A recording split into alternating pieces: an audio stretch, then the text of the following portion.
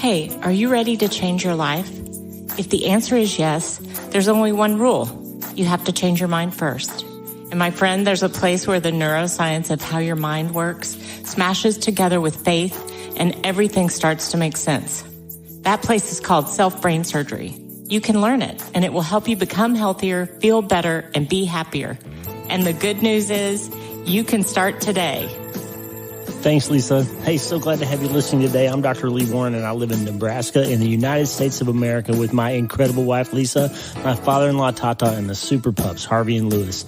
I'm a neurosurgeon and an author, and I'm here to help you harness neuroscience, the power of your brain, faith, the power of your spirit, and good old common sense to help you lead a healthier, better, happier life. Listen, friend, you can't change your life until you change your mind, and I'm here to help you learn the art of self-brain surgery. To get it done, you can get the show notes and more at drleewarren.podbean.com. That's drleewarren.podbean.com, and if you like the show, please subscribe so you never miss an episode, and tell your friends about it. If you tell 2 or 3 friends this podcast was helpful to you, imagine how much good we can all do around the world together. I'm Dr. Lee Warren, and I'm here to help you change your mind so you can change your life. Let's get after it. Good morning, my friend. Hope you're doing well. I can't believe we are at the 12th day. We're getting close to halfway through all in August. I'd love to hear a check-in from you. I would love to hear, sorry, my chair's a little squeaky this morning. I would love to hear speakpipe.com/Dr. Lee Warren. Speakpipe.com/Dr. Lee Warren would be a great place for you to leave me a quick voice message. Just click on it as soon as we're done listening to this episode and send us a little shout out, how you're doing, how all in August is going. Maybe you haven't started yet. Maybe it's time to start today. And just get after it. Like some part of your life that you feel like you've been holding back, or you haven't been performing well, or you've never really allowed God into that place, or you've never really believed that you could achieve a certain thing, or stop doing something, or there may be some place in your life that you need to go all in, and you've been kind of on the periphery. You've been listening to these podcasts or thinking about it a little bit, and now it's time. And one way to go all in is to have a circle of friends, or sometimes even just one friend, or one person who you can be accountable to, who you can, really talk to and really know and be known by. There's a verse in the Bible that has meant a lot to me in my life. Proverbs 18:24.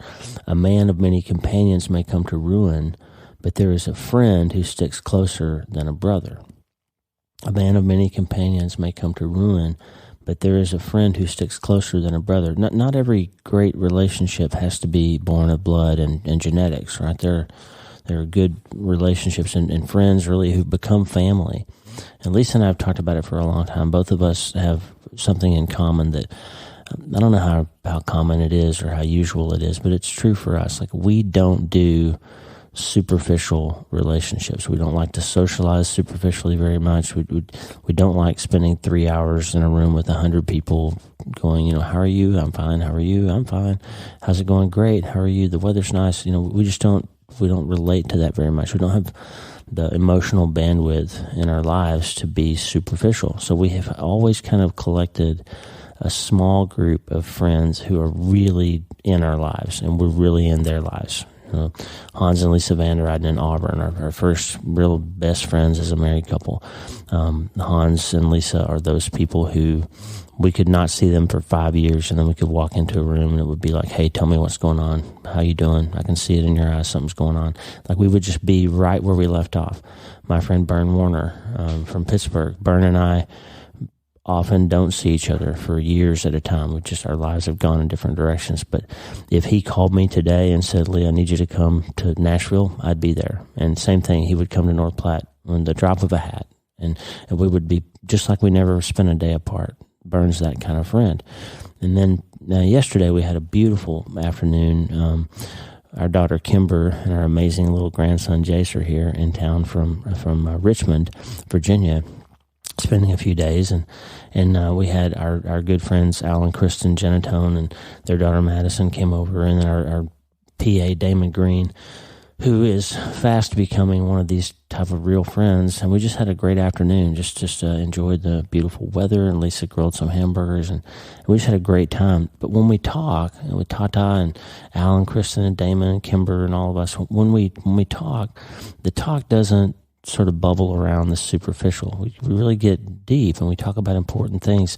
And it's just kind of a reminder to me how important real friendship is. And that verse about a friend that sticks closer than a brother, I know this to be true. Like Al Genatone would take a bullet for me or any of my kids, or for Lisa. He would step in front of the fire. So would Kristen, and I would do that for them. And we, Dale and Joe Margaret's are the kind of people that we talk about how we became family because we've been through the loss of a child together. Not together, but we've experienced that, and we understand each other when we have conversations that relate to that type of grief. And when we meet with each other, when we spend time with each other, we understand the little looks in the eyes, the little innuendo of when you say certain things or when a certain day happens. For us, it's coming up. August 20th is the day we lost Mitch, and we don't go around talking about it a whole lot. And in our day-to-day world, nobody will hear about it that day from us. But there are a few people who are going to look at us and give us that little nod or just a little squeeze on the shoulder, and they'll know, and they'll be with us, and that's all that you need to say, right? So all I'm saying is, when you're trying to really break through something in your life, you need some other people, or at least another person, to come alongside you. This community's doing that for a lot of people. The prayer wall's doing that for a lot of people, but you need somebody to help you understand that you're really not alone in this world. I got a voicemail actually from a woman who asked to be anonymous and asked me not to play her clip. But she was crying when she left the voicemail. And she said, how do you find hope in this life? Like every time I try to find hope in this life, I just get disappointed. I just get hurt. And she said, I'm a believer and I have hope for the resurrection. I have hope for the future. But how do I find hope for today? Like how do I find some way to get through today? Well, one of the ways is you always kind of focus on gratitude and try to find something to be grateful for. And as my friend John Swanson says, even if it's just, hey, I was able to take a breath in that moment, you start peeling back all the things that aren't happening right or aren't going well, and you start saying, well, here, my heart beat that second. I was able to take a breath. I'm grateful for the oxygen in the air. And literally, you can make yourself find something to give thanks for, and that will start to lift your mood a little bit, and you can start to see with your eyes around you that there are still other things, despite what it is that's disappointing you so much. There are still other things that are worthy of hoping for. And that sounds so trite, but one of the ways you do that is to get somebody else's perspective. You need a friend who won't say, hey, no, don't worry about that. That's not important. Don't be disappointed by that, or let me fix that for you. That's not what you want. You need somebody who's going to put their hand on your shoulder and say, man, that really is hard. I understand. I'm with you. I agree with you. It's hard. When I was thinking about these things this morning, thinking about all in and trying to be that kind of friend for other people, I thought about a chapter in a book that Lisa and I love, and we used to read to each other. And when we were dating, we would send each other little snippets of this book, The Prophet by Khalil Gibran. It's a great old story about this prophet that the people would come and ask him questions, and he would answer. And the language is kind of old style Middle Eastern, so the language is a little bit outdated. But Khalil writes this chapter about friendship. Let me just read it to you. It's pretty short. And a youth said, speak to us of friendship. And he answered, saying, your friend is your needs answered. He is your field which you sow with love and reap with thanksgiving. And he is your board and your fireside. For you come to him with your hunger, and you seek him for peace. When your friend speaks his mind, you fear not the nay in your own mind, nor do you withhold the I. And when he is silent, your heart ceases not to listen to his heart. For without words, in friendship, all thoughts, all desires, all expectations are born and shared with joy that is unclaimed. When you part from your friend, you grieve not, for that which you love most in him may be clearer in his absence, as the mountain to the climber is clearer from the plain. And let there be no purpose in friendship save the deepening of the spirit, for love that seeks aught but the disclosure of its own mystery is not love, but a net cast forth, and only the unprofitable is caught. And let your best be for your friend. If he must know the ebb of your tide, let him know its flood also. For what is your friend that you should seek him with hours to kill? Seek him always with hours to live. For it is his to fill your need, but not your emptiness. And in the sweetness of friendship, let there be laughter and sharing of pleasures. For in the dew of little things, the heart finds its morning and is refreshed. That's beautiful, powerful example of friendship. And Lisa was really the first person in my life that I had that kind of level of friendship with as an adult. And I had just that understanding that when we weren't together, we were still together. Does that make sense? And this idea that when you part, you don't grieve because you know that you're still together. And that when you're away, you see the mountain even more clearly when you're close. When you're with that person, you don't even see them quite as clearly as when you're not with them. That kind of friendship that persists across time and space. And I love the idea, if you're going to go all in with being a better friend, you have to decide that your friend is not somebody to pass time with, but to live with, like to really explore and enjoy your life with, and share the hard parts and the good parts. And don't have this idea that you seek just trying to understand your own life or a sounding board for your own problems, but rather that you cast forth this net to really just live life and have some other people who experience it and go through it with you. There's a lot of scripture about friendship. I always start my podcast every day with, hey, my friend, because I want you to just have a friendly voice in your head. Even if we never meet in the flesh, I want you to know that there are people out there who do care about you. But there's lots of scripture, starting, Proverbs 18:24, again, a man of many companions may come to ruin, but there is a friend who sticks closer than a brother. In Proverbs 17:17, a friend loves at all times. Proverbs 27:9, oil and perfume make the heart glad, and the sweetness of a friend comes from his earnest counsel. Just like Gibran said, if you have a real friend, they're the ones who are going to tell you the truth. They're not going to beat you up, they're not going to judge you, but they're going to tell you the truth. We sat on the riverbank last night, Kimber and Lisa and I, and watched the incredible sturgeon moon come up over the river. It was unbelievable. Wish you could have seen it. It looked like the whole sky was full of the moon. It was shining down the river like a laser beam. It was just incredible. The weather was a little cool. And we talked about some deep stuff. Now, Kimber's our kid, obviously. But, when your kids are grown, you can talk about real life without having to try to parent them. And we had an amazing talk. We talked for 2 hours. And it was just powerful. But the power in a real relationship doesn't come from chatting about the Knicks game, chatting about something superficial. The power comes from earnest conversation, from real ability to kind of pick the scabs off difficult things and go deep into them and be there for each other, to really know somebody. That's where the power comes from.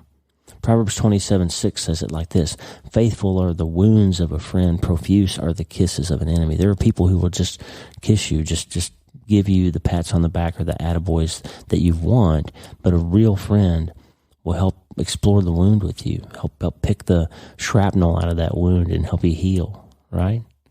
That's what I'm getting at. It's just we had this great day yesterday with good friends, and it just kind of made me think about that. And then as we talked on the riverbank last night, I was just thinking about you. And one of the things that keeps us from going all in is isolation. Like the enemy wants you to think that there's nobody else, and especially he'll want you to think that even Jesus won't really want to know you. Like, yeah, maybe he loves everybody and maybe he saved me, but my heart is I've done this bad thing, or I never succeeded this, or I know I'm going to fail, and Jesus won't want to deal with me until I clean that up. And I don't really want to have a friend because they won't accept me. They're going to reject me. But you need to know, Proverbs 27:17, iron sharpens iron, and one person sharpens another. You can't really be who you're supposed to be. You can't really see the mountain of your own life until you get some distance from it. And one way to do that is to have some friends, counselors, somebody come alongside you who can help you see the places and the ways in which you can go all in. It just makes sense, right? You need to have some sharpening in your life, friend. You need to be willing to have an examined life, to have some other people who really know you, to really let the guard down and really know who you are. That's what you need. I'm just writing a prescription for you because you need it. I remember when I was in Iraq, we led worship, and me and my worship team would start this song by Tommy Walker called "When All Is Said and Done." And it's just a simple little song. When all is said and done and everyone is gone, Lord, you're really all I want. when the best the world has just leaves me feeling numb, Lord, you're really all I want, all that I long for, all that I hope for is just one touch of your loving hand. When all is said and done, Lord, you're all I want. And we would see these soldiers come in. You could tell they'd been out on convoys and had IEDs blowing up, and had been shot at or been mortared or been scared, and they were wearing body armor, and they were carrying their weapons, and they would kind of filter into the chapel, and they would all stand at the back. And I had this one picture in my mind of this really big guy. He was probably 6'5", 6'6", Marine, African-American guy, just peak of fitness. He was in really good shape.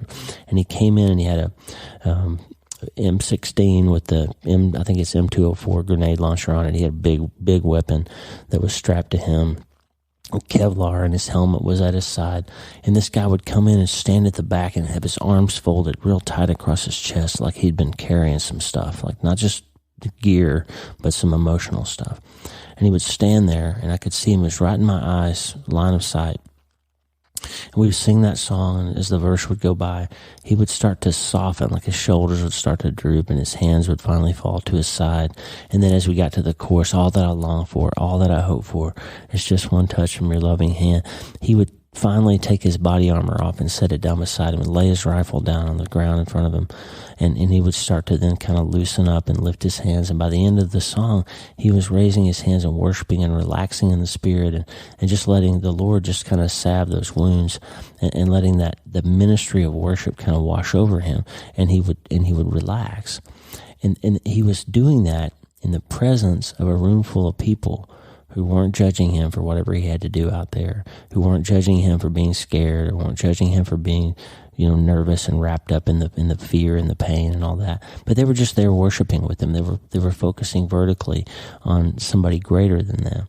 And that room full of accepting people was important to him. He needed that few minutes of just staying in worship and staying around some other folks, and not the isolation of being out there alone, going, maybe he had to shoot somebody, or maybe he didn't stand up and wasn't as brave as he should have been, or maybe he was really, really terrified and hid under a bunker when the bombs went off, and maybe he's feeling guilty about that. Who knows what the deal was? Or maybe it was just really, really terrifying.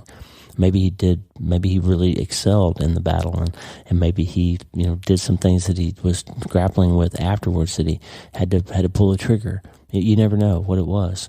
But whatever it was, he needed some other people around him to help him see that he could get through that moment. He needed some friends. And you do too, my friend. If you want to go all in this month, if you want to take the next 19 days or however many days it is left that we have in this month, then trust me, you need to go all in, and you need some people around you to help you do that. And if you need us, hit us up on the prayer wall, wleewarrenmd.com/prayer. And if you want to send me a voicemail, speakpipe.com/Dr. Lee Warren. If you're not getting the newsletter, the prescriptions that we send out, the self-brain surgery letter, and this community of people all over the world, then hit me up, drleewarren.substack.com. These are ways to connect with some people. It may not be in your physical world, but we do love you and care about you. And there's a group of people who will come alongside you. But we just need to know, are you all in? And we just need to know, are you ready to start today? Hey, thanks for listening. The Dr. Lee Warren podcast is listener supported. Check out patron.podbean.com/Dr. Lee Warren. That's patron.podbean.com/Dr. Lee Warren. Patrons and partners get free books, transcripts, special patron-only episodes, and more. And partners like you allow us to stay ad-free and keep growing. Please subscribe to the show so you automatically get every episode. And if you like the show, you'll love my weekly letter. Check out my writing at drleewarren.substack.com, drleewarren.substack.com. Get the free newsletter every week for my best prescriptions for becoming healthier, feeling better, and being happier through the power of faith and neuroscience smashing together via self-brain surgery. drleewarren.substack.com. And if you need prayer, go to the prayer wall at wleewarrenmd.com/prayer. The theme music for the show is Make Us One by Tommy Walker, graciously provided for free by the great folks over at TommyWalkerMinistries.org. Check it out and consider supporting them, TommyWalkerMinistries.org. Remember, you can't change your life until you change your mind, and the good news is you can start today. I'm Dr. Lee Warren. I'll talk to you soon. God bless you, friend. Have a great day.